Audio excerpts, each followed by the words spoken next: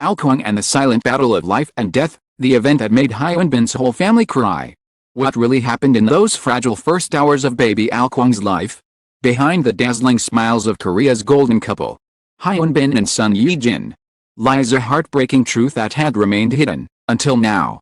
A moment so intense, so life-altering. It brought even the most composed members of Hyun Bin's family to tears. What was the secret struggle that nearly changed everything?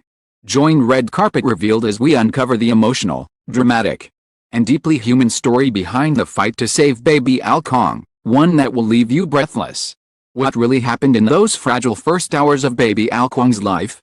Behind the dazzling smiles of Korea's golden couple, Hyun Bin and Son Ye-jin, lies a heartbreaking truth that had remained hidden, until now. A moment so intense, so life-altering. It brought even the most composed members of Hyun Bin's family to tears. What was the secret struggle that nearly changed everything? From the outside, everything seemed picture-perfect. When Son Ye-jin first announced her pregnancy, fans across Asia celebrated with waves of excitement. The elegant actress, long considered a national sweetheart, looked positively radiant in the photos shared on social media. Hyun Bin, ever so composed, stood beside her in each snapshot with a calm yet glowing pride. They had conquered the screen, the red carpet, and now they were preparing to welcome their greatest role yet, parents.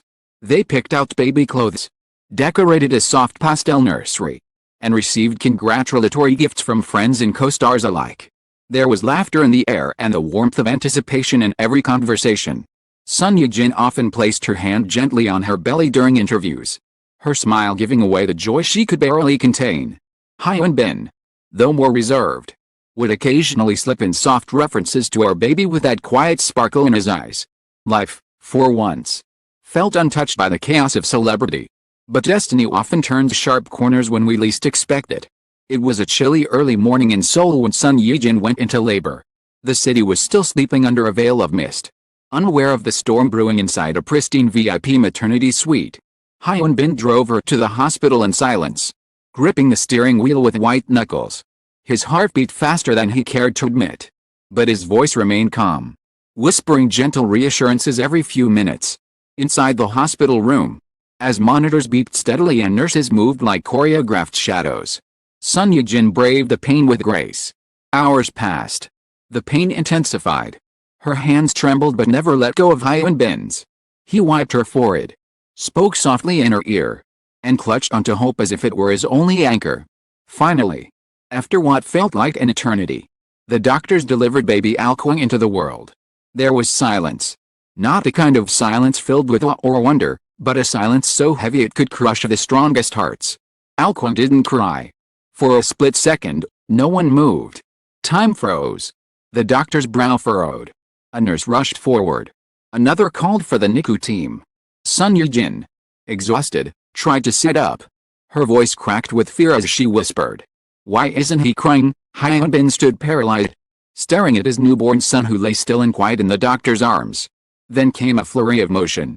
Alkong was whisked away, encased in a sterile incubator, and wheeled out of the room before either parent could touch him. A nurse tried to explain something, oxygen levels, heart rate, respiratory distress, but the words blurred into a haze of panic. Hyun Bin didn't follow them. He sat down. His legs gave out. The strongest man in Korea's entertainment world looked broken, shaking, whispering only one word over and over, "Please." That was the beginning of a nightmare no one saw coming. In the hours that followed, the NICU became their new battlefield. Alkong had been diagnosed with acute neonatal respiratory distress. His tiny lungs struggled to inflate, and he was immediately placed on assisted ventilation. Doctors informed them that the next 48 hours would be critical. There were risks, many of them. Infection, brain damage, even worse. And sugarcoat the truth. They couldn't afford to. Son Ye-jin, still recovering from labor, insisted on being wheeled into the NICU. She sat beside the glass incubator for hours, whispering prayers, holding on to the faintest hope that her son could hear her through the wires and machines. She refused to cry in front of him. "He needs strength, not tears," she told the nurse. But that night, when the lights dimmed and no one was watching, she broke down silently in the hallway, covering her mouth to muffle the sobs that echoed through her bones. Hyun Bin became a ghost in those days. He stopped answering calls. He cancelled all professional obligations. His world shrunk into the four sterile walls of the hospital. He spoke little, slept even less. Every beep of the monitor became a thunderclap in his mind. He sat there, hour after hour, just watching. Just waiting. Once, when a sudden alarm went off and nurses rushed into action, Hyun Bin clutched the back of a chair so tightly his knuckles turned white. When the team stabilized Alkong again, he walked out and collapsed in the hallway. His manager, who had rushed to the hospital with food and support, said later, "That was the first time I saw him truly broken." His mother flew in immediately. She didn't say much, but she brought an old prayer book and held it in her hands the entire time she sat outside the NICU. Hyun Bin's father tried to stay composed. When he first saw Alkong through the glass, so tiny, tubes running across his fragile body, he turned away, tears streaming down his face. There was one night when everything nearly fell apart. Alkong's oxygen levels dropped dramatically, setting off emergency alarms. Doctors and nurses flooded the room. Hyun Bin and Sun Yijin were escorted out. They stood in the hallway, watching helplessly as the door shut behind them. Sun Yijin collapsed to her knees. Hyun Bin knelt beside her, wrapped his arms around her. The first time, they cried together, loud, guttural sobs that came from the deepest part of their souls. There were no cameras, no fans, no scripts, just two parents crumbling under the weight of love and fear. That night changed something. It stripped away everything but the raw truth: their son might not make it. And yet, the tiniest flicker of hope kept burning. They started writing letters to him. Every morning, Sun Yijin would write a short message on a notepad and tape it near the incubator. "You are stronger than the stars," one said. "Read, when you open your eyes. The world will be waiting to love you." Hyun Bin drew silly little cartoons, dinosaurs and spaceships, superheroes with capes, and left them next to the machine. The nurses quietly admitted later that they had never seen parents so devoted, so constant.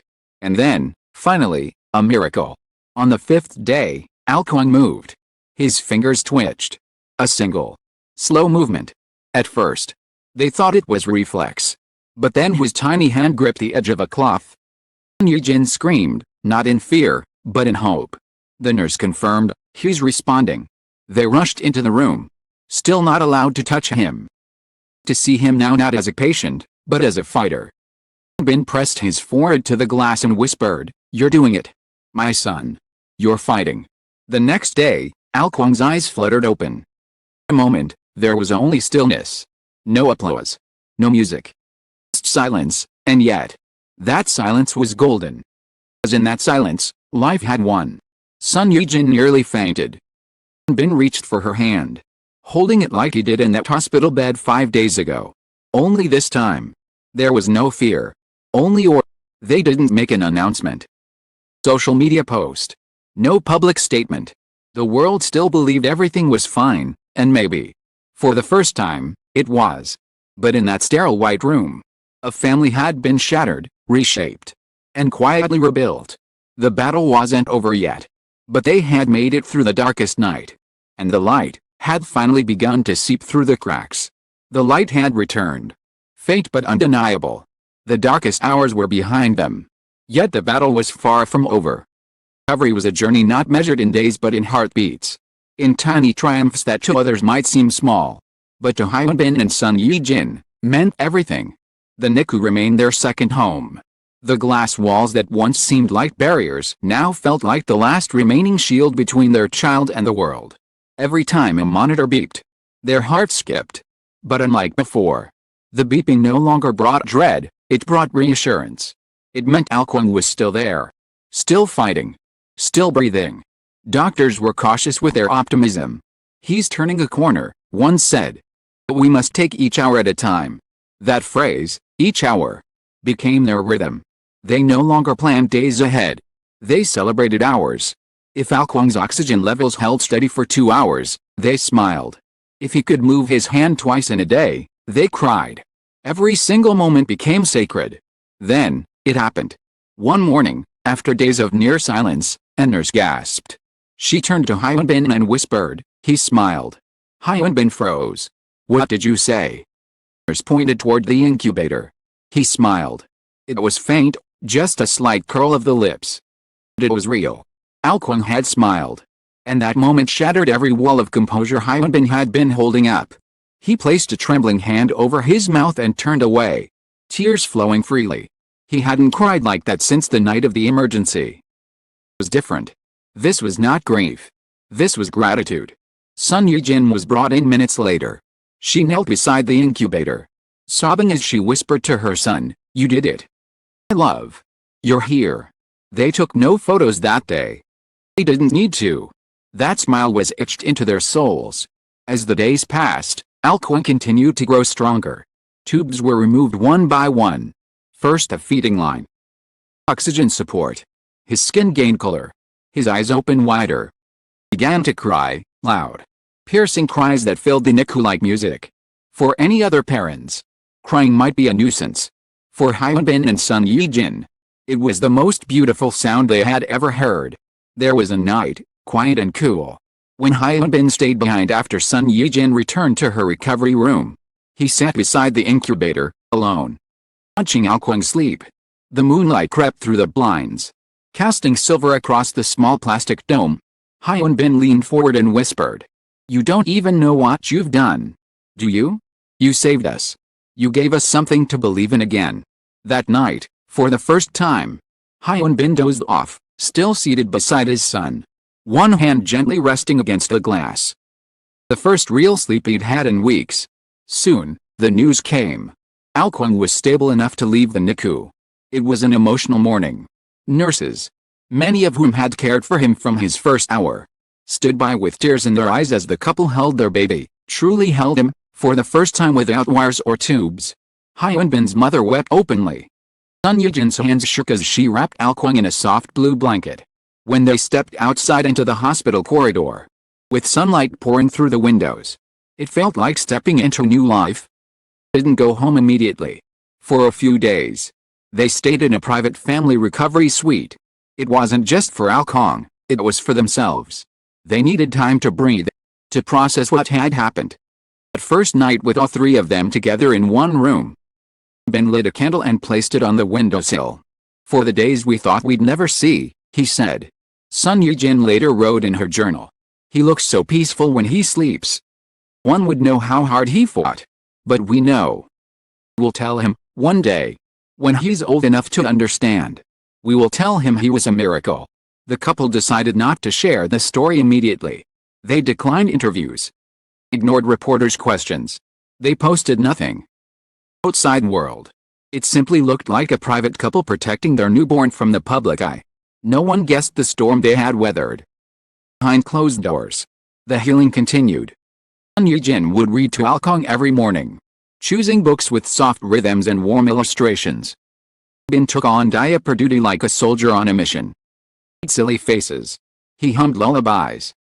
Once, his manager joked, "Who knew Korea's most charismatic actor could spend hours making duck noises?" As weeks turned into months, Kwon grew stronger. His first giggle came during a quiet Sunday afternoon. Lying on his father's chest, babbling in his baby voice, when suddenly a small, joyful sound escaped his lips. Hyunbin froze. Then he called out, "Yejin." He laughed, his voice breaking halfway through the sentence. The three of them sat there, bathed in golden sunlight, laughing together for the first time. Pure. It was healing. And then came the day they knew they had to speak. Not because of pressure, not because of fame, but because they had something too precious to keep hidden. One afternoon, while scrolling through social media, Sun Yejin came across a post from a mother in Busan whose premature baby had just passed away. The mother had written, "Feel like I failed him. I wish I had hope to hold on to." That sentence struck her like a thunderbolt. She turned to Hyunbin and said, "We need to tell them. Not everything, but enough. Enough so that someone like her doesn't feel alone." They chose one platform, red carpet revealed, and sat for a private, carefully written statement. In their words, "When our son was born, we expected tears of joy. What we faced instead were hours of silence and fear. But even in those hours, there was love. So much love. Watched our son fight when he wasn't supposed to. Saw him smile when he still had tubes on his face. And we learned that miracles are real, not always dramatic. Not always loud, but real. Stayed silent because we needed to heal. But now, we share this because someone out there might be waiting for a sign. If you are fighting, if your child is fighting, know this, you are not alone. The response was overwhelming. Fans from across the globe flooded them with support. Shared their own NICU stories. Nurses from the hospital where Alkong was treated sent messages, saying, "You gave those babies a voice." But Hyun Bin and Son Ye-jin didn't seek applause. They didn't want headlines. What they wanted, what they truly wanted, was to remind people that even in silence, there can be strength. Alkong is a bright, curious toddler with sparkling eyes and a laugh that can fill a room. He doesn't know yet what he survived. He doesn't understand why his parents sometimes stare at him longer than usual. Why they kiss his forehead every night as if it might be their last. He doesn't know that he changed them. That he made them softer, stronger, more human. They'll tell him everything. But for now, they hold him close. They watch him chase butterflies in the garden. They listen to his babbling stories. They live in the light that he brought back into their world. They remember. They remember the silence. They remember the beeping monitors, the white coats, the tears behind closed doors. Remember the night they thought they lost him, and the morning he smiled. Because sometimes, the most powerful stories aren't the ones we shout from rooftops. Sometimes, they're whispered through tears. And in the case of Alkong, his story was one such whisper, a silent battle between life and death that, in the end, became the loudest cry of hope. Came into this world with no sound, but left behind a silence that healed everyone who heard it. Certainly. Here's a warm and emotional closing line you can use for the end of your article.